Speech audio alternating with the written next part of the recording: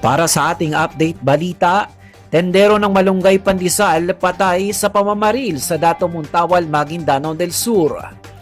Dead on the spot ang isang lalaking nagtitinda ng malunggay pandesal matapos itong pagbabarilin ng hindi pa nakikilala mga suspect nitong Lunes, Agosto 17, 2026. Naganap ang madugong insidente sa kahabaan ng kalsada sa Barangay Bulit sa bayan ng Dato Muntawal at ayon sa paunang investigasyon ng pulisya, kasalukuyan lamang naglalako ng kanyang paninda ang biktima gamit ang kanyang motorsiklo nang lapitan ito at paulanan ng bala. Sa mga larawan, makikita ang motorsiklo ng biktima na may kargang gasol na lalagyan ng tinapay at isang glass display case na nasa tabi ng daan malapit sa isang palayan.